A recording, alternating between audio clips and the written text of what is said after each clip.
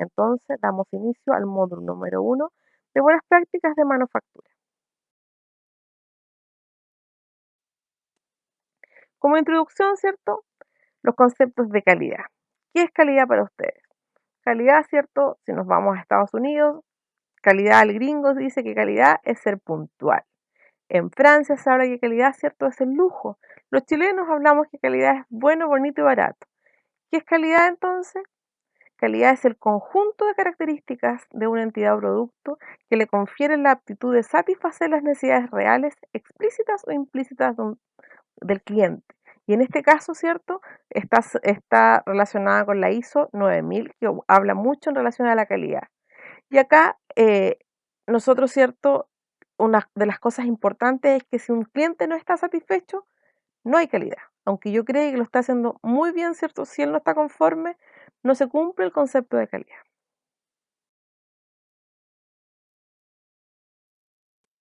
Los atributos de esta calidad se dividen en tres. Están los externos, ¿cierto? Que se refiere a la apariencia visual, el tacto, los defectos, lo que yo puedo ver, ¿cierto? A simple vista. Está lo interno, que también me llama, siento que es el olor, el sabor, la textura. Y después está los escondidos, que en ese caso, ¿cierto? Por ejemplo, nos referimos a lo saludable.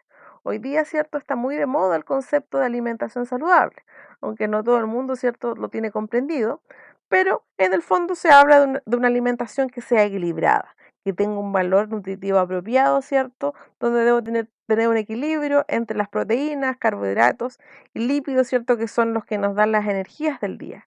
Y el concepto que aparece aquí dentro de los escondidos es del que depende de nosotros y el por qué se creó esta norma, que es la inocuidad alimentaria. Cuando yo hablo de inocuidad, hablo de un alimento apto para el consumo, es decir, que no tenga, ¿cierto?, ningún contaminante que pueda enfermar a la persona, a mi cliente o a mi comensal.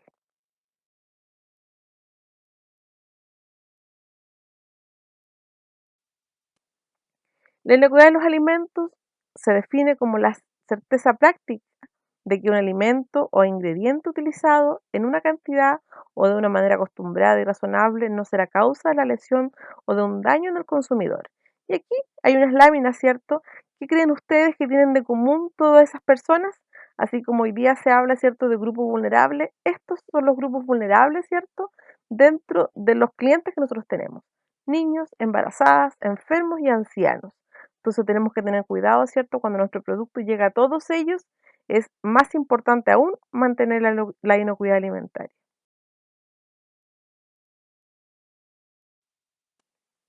Componentes del aseguramiento de calidad, que finalmente es lo que se trata, ¿cierto?, con esta normativa. Primero está el consumidor o el cliente, ¿cierto? Y hay muchas veces que nosotros tenemos clientes internos, que son nuestros propios pares, y clientes externos, que son los que nosotros atendemos. Y el cliente interno muchas veces es más exigente que el externo. Están los productores, ¿cierto? Que son los que producen la materia prima en algunos casos, y están las autoridades que también nos regulan, ¿cierto? Y en Chile, y en particular en las plantas de proceso, ¿cierto? Nos regulan en la pesca, y además toda la industria de alimentos lo regula, ¿cierto? El CRM de salud, el servicio de salud.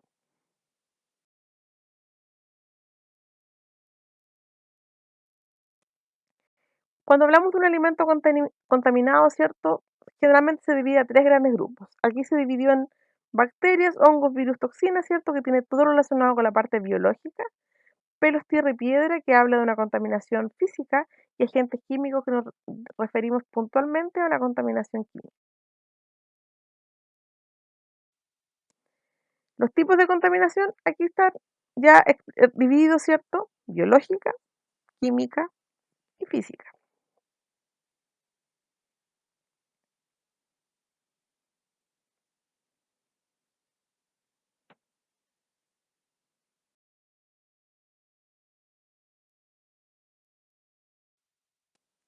Factores a considerar, ¿cierto? Por un lado está la concentración del infectante, y por otro lado es si el microorganismo es patógeno o es saprófito, es decir, que no causa enfermedad. Ya nosotros tenemos una flora bacteriana donde tenemos muchas bacterias que son saprófitas, que son parte de nosotros, por lo tanto no nos van a enfermar. ¿Dónde se produce esta contaminación? Hay una cadena alimentaria que parte desde el productor, ¿cierto? Viene el transporte, dónde la almacena, en el momento de cocinar, las temperaturas que utilizo y en el momento, ¿cierto?, de llevar el plato a la mesa, ¿cierto? Si es que es un alimento preparado.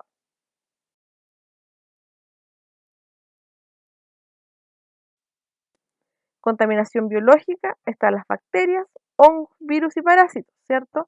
De las bacterias más conocidas, por ejemplo, está la Staphylococcus, la Escherichia coli, ¿cierto? Entre otros. Los hongos generalmente se habla en general de hongos y en el caso de los virus, ¿cierto? Uno de los virus que provocan enfermedad son, por ejemplo, el grupo de la hepatitis, que principalmente es la hepatitis A.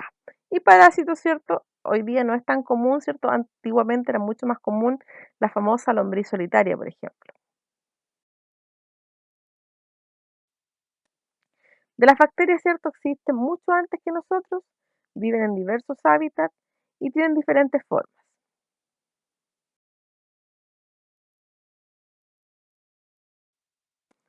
¿Qué necesitan para vivir? Lo mismo que necesitamos nosotros. Temperatura, ¿cierto? Es decir, todas las temperaturas que estén bajo 5 y que estén sobre 60, ¿cierto? El microorganismo no tiene posibilidad de vivir. Sin embargo, en el rango entre 5 y 60, ¿cierto? Es muy fácil su multiplicación. La mayoría de ellas necesitan oxígeno, salvo, ¿cierto?, un par de bacterias como los Clostridium, que está el Clostridium botulinum, que es el que está inserto en las latas, ¿cierto? Y el Bemfringes, que está en las carnes al vacío. También necesita humedad, ¿cierto? Todos los alimentos que estén sobre 0,85 de humedad son altamente peligrosos, ¿cierto? Y fáciles de contaminar, y ahí están todo lo que es frutas, verduras, ¿cierto? Carnes, pollo, leche, por lo tanto, ellos son altamente nocivos, ¿cierto? Si se trata de estas bacterias, para ellos es alimento. En el caso del pH, todos los alimentos que son ácidos son los que están protegidos, ¿cierto? Sobre 4,5 ya es un producto que es de riesgo y ahí también está el mismo grupo que mencioné anteriormente. Y otra cosa importante de ese grupo que además es altamente proteico y ese es el alimento que más gusta, ¿cierto?, a las bacterias.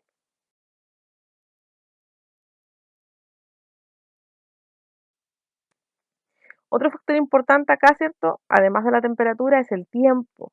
Cada 20 minutos, ¿cierto?, en tiempo se duplica la cantidad de bacterias que tenemos. Es decir, si yo parto con una bacteria a las 10 de la mañana y yo voy a mirar la misma bacteria a la 1 de la tarde, ya tengo más de 500 bacterias, ¿cierto?, multiplicadas.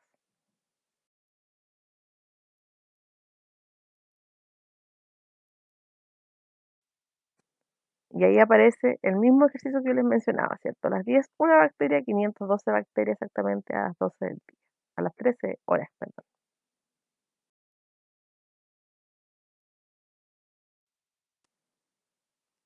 Contaminación de alimentos, ahí están los síntomas, ¿cierto? Que pueden ocurrir, dolor de estómago, fiebre, dolor abdominal, ¿cierto? Vómitos.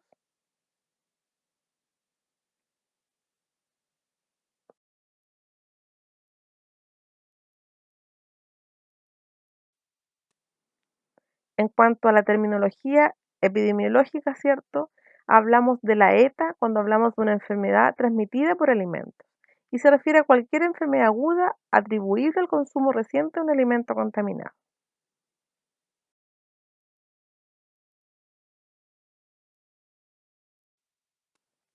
Y aquí aparecen algunos microorganismos, ¿cierto? Patógenos, la listeria, por ejemplo, donde vive en el agua, tierra, temperatura, se mantiene, ¿cierto?, una temperatura de refrigeración y se destruye con tratamiento térmico. O sea, sobre 100 grados está seguro que esta listeria ya no está en el producto. En el caso de Escherichia coli, cierto que principalmente la encontramos en las fecas y la forma de contaminar es de la feca a la mano, cierto, y de ahí el alimento.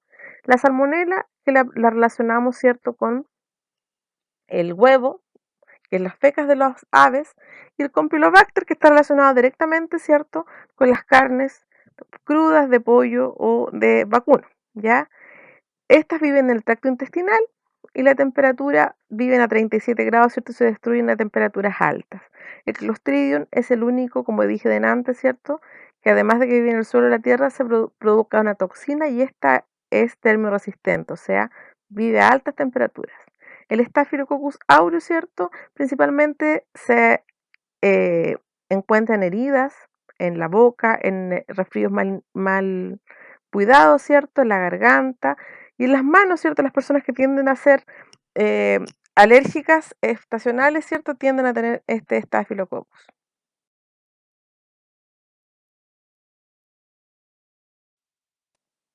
Está el grupo de los virus, ¿cierto? Que como dije, el virus más común, ¿cierto? En relación a este es la hepatitis A. Y estos son microorganismos que se comportan como parásitos en las diseminaciones fecal oral.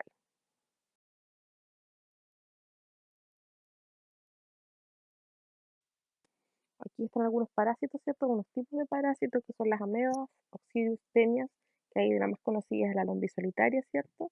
Y Ascaris, que son más comunes en algunos parásitos del salmón.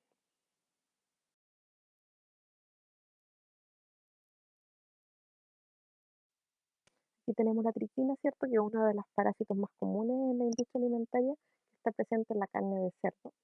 Y precisamente es la razón por la que la carne de cerdo no se come cruda, sino que se come bien cocida.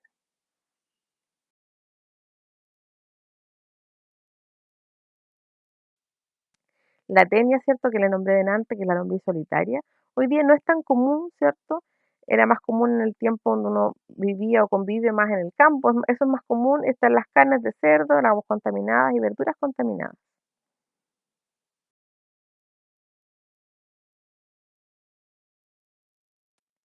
Después viene la contaminación química, ¿cierto? Que corresponde principalmente a la ingesta de químicos en un alimento. Por ejemplo, cuando yo hago un enjuague mal hecho en una olla, en un vaso, ¿cierto? En ese caso el alimento se me contamina químicamente.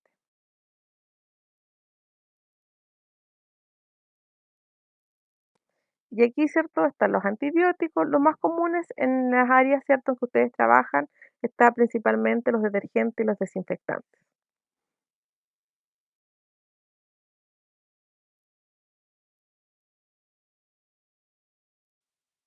La contaminación física, ¿cierto? Corresponde a cualquier elemento físico que caiga en alimento. Por ejemplo, el, bueno, ahí muestra un clip, ¿cierto? Están los pelos, las virutillas, eh, clavos, anillos, aros o cualquier otra cosa, ¿cierto? O piedra, por ejemplo, en el caso de una legumbre, que si bien no hay una contaminación como tan grave quizás como una bacteria, ¿cierto? Es molesto, por ejemplo, encontrar un pelo en un plato y eso igual implica, ¿cierto? O va en desmedro de la calidad higiénica del producto.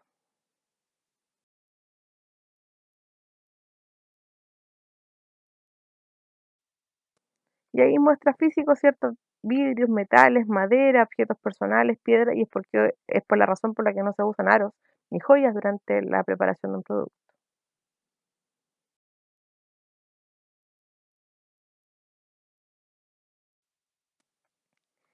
Aquí vamos a ver las fuentes de contaminación, o sea, a través de qué un alimento puede ser contaminado.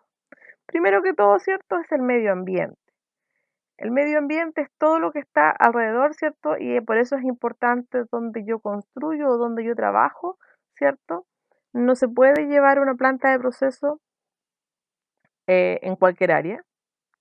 Por lo tanto, es importante, ¿cierto? Eh, tener un área despejada y limpia para poder manipular. Después vienen las máquinas y utensilios, ¿cierto? Que aquí están todos los elementos, cuchillos, mesones, ¿cierto? Todos los procesadores que se utilizan dentro de la producción están dentro de esto. Cualquiera de ellas o sea, cualquier contaminación que se realiza a través de ellas, se habla que la fuente de contaminación es maquinaria y utensilios. Una de las principales fuentes de manipulación, ¿cierto? O de contaminación, perdón, son los manipuladores, o sea, ustedes mismos, ¿cierto? Un mal lavado de manos, una mala higiene personal, hace que un alimento se pueda contaminar. En el caso de la materia prima, por ejemplo, un agua contaminada, ¿cierto? Algún insumo que venga contaminado desde el origen, eso se refiere a una fuente de contaminación. Y un método de proceso, un mal enjuague, ¿cierto? Me descuidé y no quise hacer el paso de la limpieza, la desinfección antes de utilizarlo, los tiempos de cocción, todo eso está dentro del método o proceso dentro de la producción.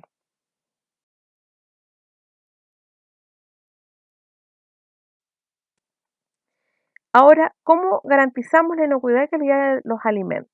Aquí aparece, ¿cierto?, el programa de aseguramiento de calidad del PAC, que está directamente relacionado con este sistema HACCP, ¿cierto?, que vamos a empezar a ver, y que me habla, ¿cierto?, que a través de este programa, a través de este sistema, yo aseguro a mis clientes que mi producto es apto para el consumo, es decir, es un alimento inocuo.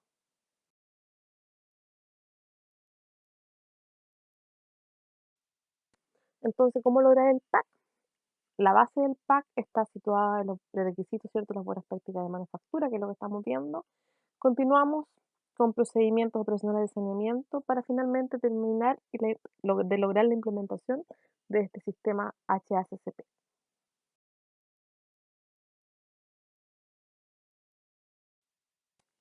Las buenas prácticas de manufactura, ¿cierto?, que es parte de los prerequisitos que tiene este sistema HACCP, está relacionado directamente con lo que es personal, instalaciones, ¿cierto?, y otros puntos que vamos a ver a continuación.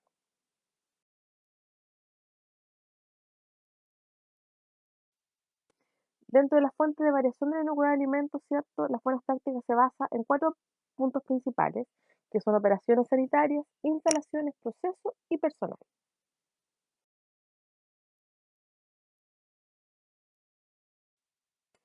Las buenas prácticas se definen como las normas que definen las acciones de manejo y manipulación a que se debe ajustar cada procedimiento de etapas del proceso, con el propósito de obtener un producto de óptima calidad y sanidad, que sería como el sinónimo de inocuidad.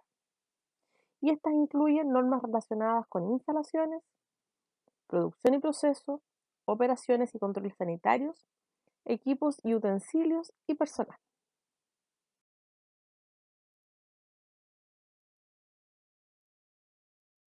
El punto A, ¿cierto?, se subdivide en ubicación, material de construcción, instalaciones higiénicas, sanitarias, iluminación, ventilación, puertas, ventanas, controles de residuos líquidos y sólidos, ¿cierto?, y control de plagas. Dice la falta de espacio, iluminación y ventilación suficiente, se dispone la falta de higiene en lugar de elaboración de un alimento y del propio manipulador.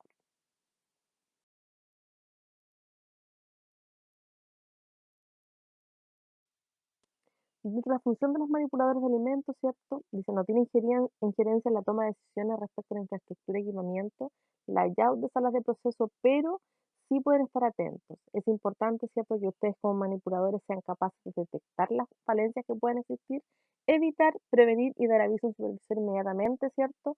Si es que hay algo en la infraestructura que no cumple y que puede dañar la inocuidad del proceso.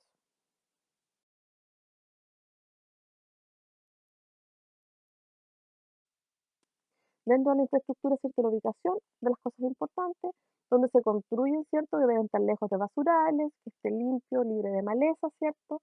El material de construcción, de concreto, ladrillo, hermético, sin fisuras ni goteras y que permitan aplicar, ¿cierto?, limpiezas de detergentes y de químicos.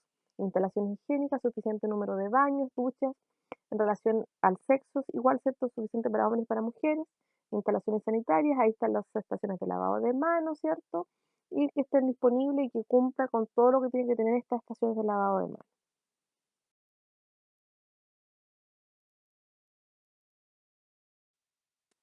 Paredes y pisos claras, lavables y antideslizantes, principalmente relacionado con los pisos, ¿cierto? Las ventanas que tengan protección contra insectos, que son las mallas mosquiteras, ¿cierto? Que tengan un marco de ángulo de 45 grados para que no se acumulen suciedad eh, ni polvo. En el caso de las puertas, aberturas hacia afuera, vaivén idealmente y con cortinas de aire o lama, ¿cierto? Contracorriente como barrera física, que de repente eso se utiliza en plantas de proceso que son más grandes en tamaño.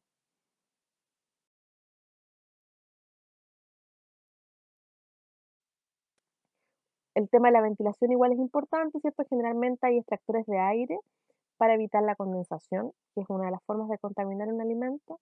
En cuanto a la iluminación, dice que debe ser adecuada, ¿cierto? Para el trabajo, se habla entre 200 y 300 luminex, ¿cierto? En el proceso, o también puede ser con luz natural. Ah, y otra cosa importante, ¿cierto? De las luminarias, que deben estar protegidas.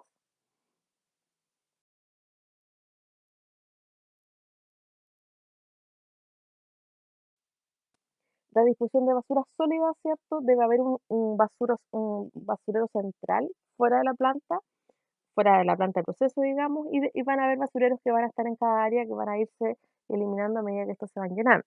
Obviamente que deben ser cumplir, ¿cierto?, con todo lo que es la limpieza y la desinfección de estos contenedores de basura y el recambio de bolsas debe ser seguido. En cuanto a los residuos líquidos, es importante evitar emposamientos, ¿cierto? Hay filtros para poder evitar que filtren residuos sólidos a través de los desagües y que provoque algún llenado o rebalse, ¿cierto? De las fosas que están destinadas para esto.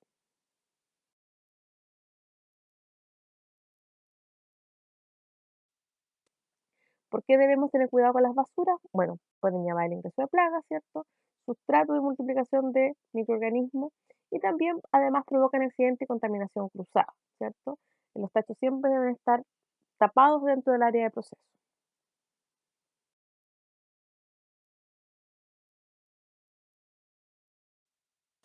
En cuanto al control de la contaminación cruzada, es importante considerar que existe la contaminación directa, donde un alimento contaminado contamina a otro sin que está limpio, digamos, y la indirecta, que es a través de algún utensilio como un sartén, cuchara, eh, mesón, tabla, paleta u otro tipo. Es necesario retirar los desechos y evitar esta mala práctica.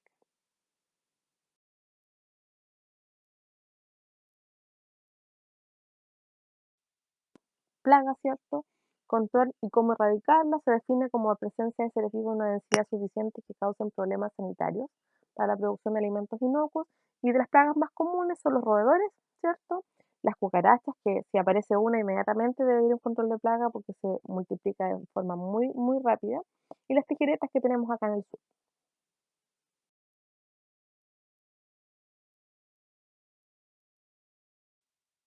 ¿Cómo controlar, cierto? Presencia de plagas, insectos, roedores, aves y animales domésticos que también pasan a ser otra plaga. Evidencia reciente de plagas, ¿cierto? Que ahí generalmente son los cebos o alguna marca como excremento o mordeduras de roedores, ¿cierto? Mantención de sala de proceso e instalación a disposición de instalaciones apropiadas contra animales indeseables y almacenamiento y eliminación de desechos que debe ser de manera correcta para que no se acumulen.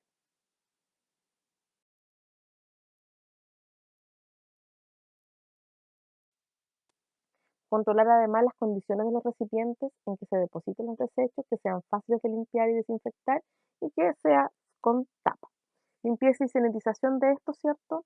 Generalmente hay una sala de proceso, ¿cierto? Que es especialmente para la eliminación de basura, que está lejos de la sala en sí donde se prepara el alimento. Generalmente hay un compactador de basura y además esta sala de eliminación de desechos. Evacuación de agua residual que reúne condiciones higiénicas adecuadas.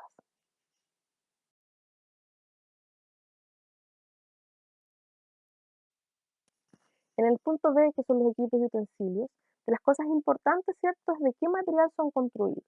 Lo que dice la normativa dice que no deben ser tóxicos, que deben ser fáciles de aplicar procesos de limpieza y desinfección, que no deben ser corrosivos, es decir, que soporten, ¿cierto?, estos procesos de limpieza y que deben estar ubicados en un flujo unidireccional, que no haya mezcla, ¿cierto?, de áreas limpias con áreas sucias. Y ahí dice, ¿cierto?, no tóxico, lavables, lisos y fáciles de limpiar. Perfectas condiciones, libres de contaminación.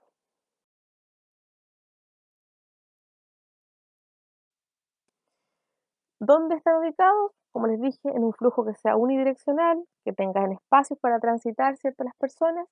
La limpieza y desinfección de los equipos se debe realizar con procesos generalmente, primero, ¿cierto?, se utiliza el detergente, donde el que se aplica se pulveriza, luego se enjuaga y enseguida se aplica el desinfectante. Y el tipo de desinfectante va a depender de la planta de proceso donde trabaje.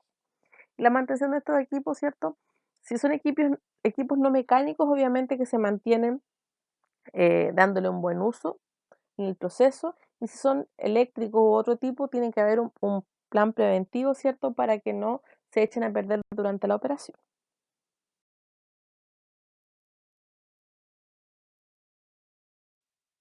En cuanto al personal, de las cosas importantes acá son los hábitos. No fumar, no escupir, no comer en la sala de proceso, no deambular en las áreas de proceso, ¿cierto?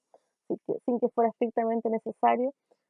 Todo esto son malos hábitos, ¿cierto? Toserse, lavarse las manos después de ir al baño, entre otros.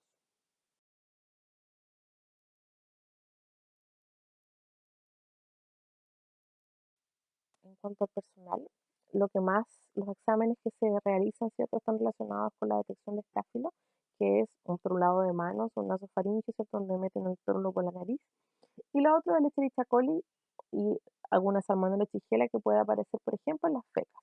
Y para eso está el parasitológico seriáceo y el coprocultivo.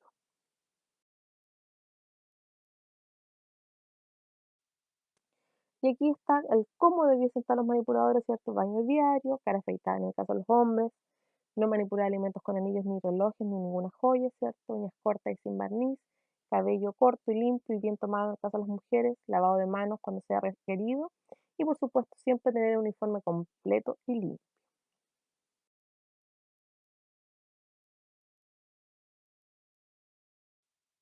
Y ahí están los pasos del lavado de manos: mojar manos, frotar, ¿cierto? Durante 15 segundos, enjuagar muy bien, aplicar jabón desinfectante, escobillar, secar papel absorbente o un secador de manos mecánico. Ahora, el tema importante es que el lavado de manos no debe durar menos de 30 segundos.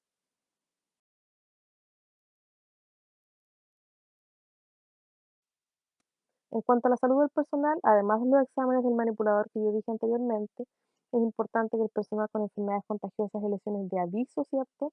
Y que evite de esa forma la posibilidad de contaminar un alimento, ¿cierto? También siempre debe estar informando la condición de salud al encargado de, o supervisor del área.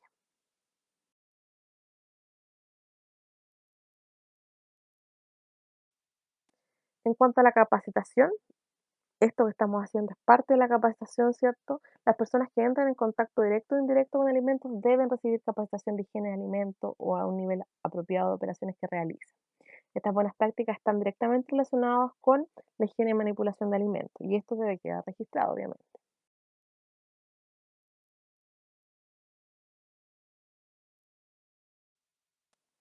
En cuanto al almacenamiento y las etapas, ¿cierto?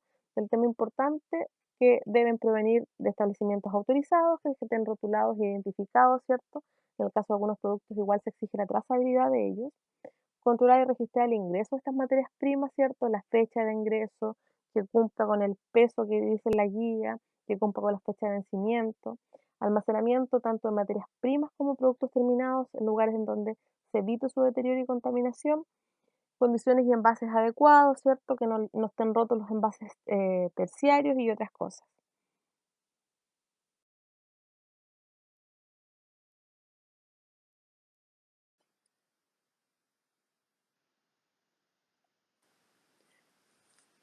Le agradezco escuchar. Cualquier duda la podemos analizar y nos veremos, ¿cierto?, en el módulo 4.